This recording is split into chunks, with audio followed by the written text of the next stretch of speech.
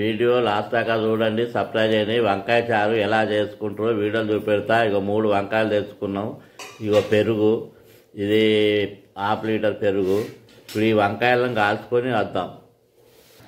Stove అంటు పెట్టినాం. Stove పైన ఇప్పుడు జాలి పెట్టుకున్నాం. జాలి పైన ఈ వంకాయలను మనం కాల్చుకోవాలి.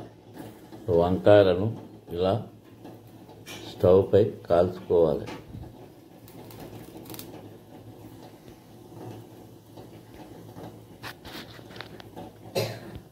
వంకాయను ఇలా కాల్చుకోవాలి. ఇప్పుడు ఇవి కాలినాయి, మనం స్టవ్ ఆఫ్ చేసి దించుకోవాలి. చల్లారిన తర్వాత ఈ పై పొట్టు తీయాలి, నల్లది. ఇప్పుడు కాల్చిన వంకాయలను పైన మొత్తం నల్లది లేకుండా చేసుకున్నాం.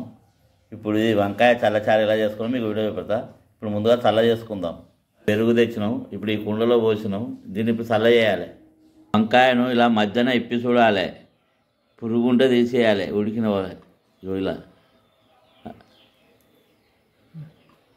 తొడిమలు తీసుకోవాలి. ఇలా తీసుకొని ఇప్పుడు మనం చల్లలు వేసుకొని మొత్తం మెత్తగా పిసుకోవాలి. చల్లలా వేసుకున్నాం, పిసుకాలి. ఇలా మొత్తం వంకాయలను మొత్తం ఇందులో పిసుకోవాలి. వంకాయ చల్లచారు తయారు చేదు విధానం. ఇప్పుడు చల్లలా వంకాయలు వేసి పిసుకున్నాం. దీన్ని ఇప్పుడు మనం ఎలా మరవోసుకోనో చూపెడతాం. ఈ వంకాయ చల్లచారును మరవోద్దాం. మరవోసు అంటారు, పోపు పెట్టుడు అంటారు. స్టవ్ అంటు పెట్టినాం. స్టవ్ పైన మట్టి కంతులు పెట్టినాం. అందులో పల్లి నూనె పోసుకున్నాం 2 చెంచాలు. 1 చెంచాలు పోపిత్తులు, కళ్యామాకు, మిరపకాయలు వేసుకోవాలి. 1/2 చెంచాలు పసుపు, 1/2 చెంచాలు ఇంగు.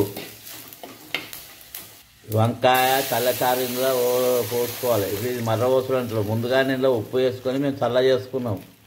ఇప్పుడు మర్రవోసుడు అయిపోయింది, స్టవ్ ఆఫ్ చేయాలి, దించుకోవాలి.